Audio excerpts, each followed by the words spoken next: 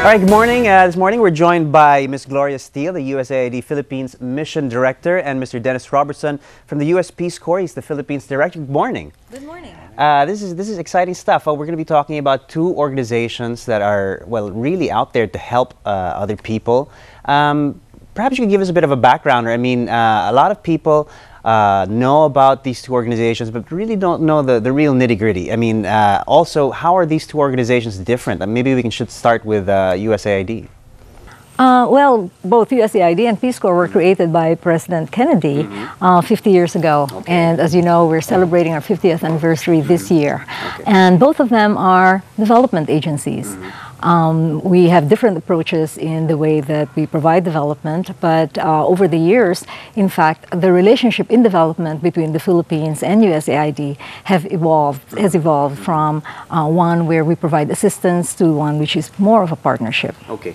In terms of really marking a difference between the two organizations, what would you say makes the Peace Corps different from USAID? Well, I think the Peace Corps really shows the people-to-people aspect of U.S.-Philippine relationships. Over the past 50 years, more than 8,000 Americans have come to the Philippines to commit 2 years of their lives to service in different sectors throughout the country, and I think that probably distinguishes it. We're talking about very general terms here of providing assistance in many different fields and aspects. Can you be a little bit more specific on the type of work that you guys do? For the Peace Corps, for example? Teachers, working side by side with Filipino teachers, teaching English, working on teaching techniques, working with disadvantaged youth in community centers, working with local government units on providing support for fishermen and protecting the biodiversity of the Philippines. All right. And in terms of USAID, I assume the focus is a little different, or? Oh, yes, somewhat different, and the approach more. I think the difference lies in the approach.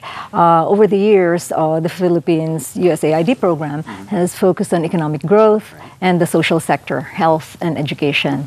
And in economic growth, we helped in agriculture in particular. We were instrumental in working with the Philippine government during the 60s and the 70s in Green Revolution, for instance. And we continue to provide assistance to the Institute for Rice Research Institute in Las Bañas. Right. We build bridges and airports. We built the airport in General Santos, which has opened it up to a lot of economic activity, for example. And of course, health is a primary focus of our programs. From the 70s through now, saving lives of mothers and children through vaccination for children, oral rehydration therapy, vitamin A doses for children, etc., and helping mothers, especially in pregnancy and childbirth. Excellent, excellent stuff. Now, I know both of you have really been entrenched, so to speak, and have very personal experiences, and have both found it quite fulfilling, I suppose. Maybe you can give us a little bit of a story of what it was like for you guys to have firsthand experience of the type of work that is done by these organizations, Dennis. Well, it's an honor for me to be back in the Philippines. About 35 years ago, I was a Peace Corps volunteer here myself. Right. And I served both in Mindanao, in Agusan del Sur, and also in Cebu, working with fish farmers. And so to come, and then following that 25 years working with USAID, and now back really with the organization that is very close to my heart. Right. Well, we're glad to have you back here. And for yourself, Gloria, I mean, what does it feel like to be yourself, Filipina, to have started out here, to have spent time abroad, and really come back, and at the same time really extended help to our kababayans who need that help? It is a dream come true for me. As I mentioned to you earlier, I was born here in the Philippines. I worked in the Ministry of Agriculture before I left for the United States. I was one of the recipients of AID assistance. I received my master's degree as a result of USAID. And from there, I moved to Washington, where I went to a lot of different things, from health to agriculture to Europe and Eurasia, and then back here. Okay. And so it's sort of a coming home and a giving back for me. me. And I would like to be able to apply to the Philippines what I've learned through my 30 years of working in AID in Washington. All right, cool.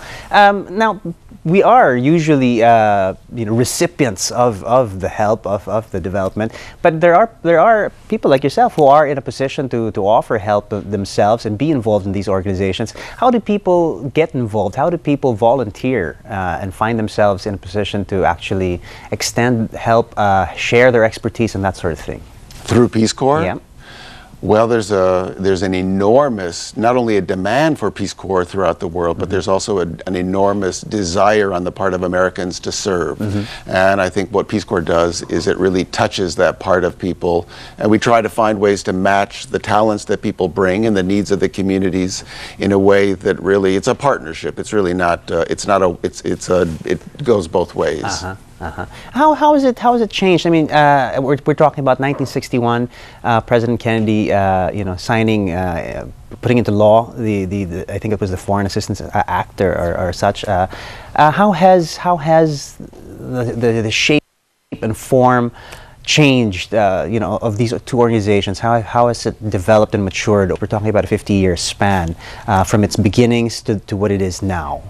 The change has been significant. Where we, as I mentioned earlier, where we first started as being as providing assistance, we're now partners. And in fact, one of the biggest changes that I'm making here as mission director is increasing the number of Filipino individuals and organizations actually providing the kind of technical assistance and advice that used to be given by the Americans. Yeah, that's great to know. Absolutely. And so that's one way of giving back for those who are here. Yeah, I mean, you're giving back and paying forward at the same time, so to speak. That's right, and I also would like to welcome Filipino Americans who are, I know that this is also being aired in the United States, and I'd like to welcome all of them to provide the same kind of assistance and to participate and be part of the whole development program. Well, maybe to put a focus on what exactly, the focus of the current activities are, what would you say is the area where there is most a need for assistance or a need for focused attention for USAID and the Peace Corps, really? Yeah. I'm glad you asked. Over the last couple of months, we've been working with the Philippine government in taking a look at what are the major constraints to economic growth. We would like to support President Aquino's reform agenda, and one of them is to provide more jobs for Filipinos. And so one of the things that we are looking at right now is investigating the different causes for why there's not enough investment and why employment is not growing. And that is one area. The Philippine government is identifying the areas that we could work with them on so that we can open up and unleash the growth potential of the Philippines. And again, I would like to invite Filipinos out there, there's a lot of talent here, to be involved in working with the Philippine government in making this happen. In the Peace Corps, are there any particular type of people, a particular type of background that really has a great, how would you say, a need for people of a particular type of background at the moment? Are we focusing on a particular type of... Well, I think if you pick up on Gloria's point about the need for jobs, which I think undergirds the larger development issues in the Philippines, the education sector is one where Americans still have a major contribution to make, working side by side with Filipinos, training the workforce for tomorrow. So that's a great way, I think, that our organizations mutually support the objectives of the Philippines. All right, that's great. Well, we're talking about 50 years down the road. It's been quite a journey.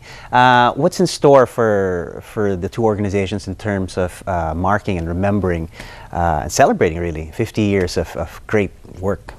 Well, we kicked off the celebration last March on the International Day of the Women, and we used that celebration to honor women as teachers, as educators, as businesswomen, and as mothers, most importantly. And so through the months, we are having celebrations in connection with the America in 3D outreach program of the American Embassy here, and it will culminate in November with a bigger celebration with the Peace Corps and AID involved. And maybe Denny can talk about it because we're doing it together. I mean, this is a real synergy of two organizations that are heading towards the same direction, really. What's in store for the Peace Corps in terms of marking their 50th year? Well, what's going on around the country are individual volunteers that are assigned throughout the country are working with their communities to create their own celebrations of 50 years of Peace Corps. And the celebration is not only a celebration of the organization and what it's done in partnership with the Philippines, but also the spirit of volunteerism to try to promote that it's not just Peace Corps, it's not just Americans that volunteer, it's everyone who volunteers to improve their community. Right. So those celebrations go on around the country, all leading up to, as Gloria said, I think in November, sort of a highlight. No fireworks, but still a great celebration. A great celebration. All right. Just going off your statement, where you'd like to invite people from all over really to be involved. I mean, you don't have to be like you said, you don't have to be an American looking for somewhere where you can have where you can be of benefit to other people, because everybody really has a contribution to make in terms of maybe appealing to people or convincing people how fulfilling this type of work can be.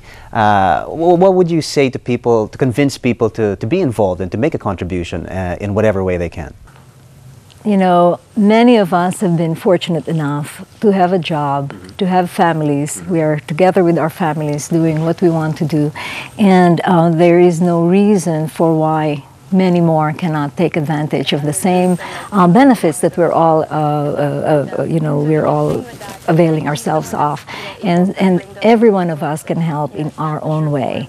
Every one of us can help in various areas that the USAID is involved in, whether it be in education, in private sector development, in health, in environment. And I welcome everybody to put in whatever their expertise is and what their skills are to help, because there is a lot of room for that. Right. What's been the most fulfilling part of your work at the Peace Corps? How has it really enriched your life? Well, coming back to it and being relatively new to it now, but I would say that it's inspirational to see what people are able to do with really relatively few resources, but with big hearts and great ideas. Anything is possible. All right, well, we really want to salute the work you do. You guys are doing great work, and it's really worth celebrating. 50 years, what a milestone. Well, congratulations to both USAID and to the Peace Corps. I'd like to say thank you very much to Ms. Gloria Steele from USAID and Mr. Dennis Robertson from the US Peace Corps. Thank you so much for joining us this morning. Thank you. Pleasure. Thank you for having us.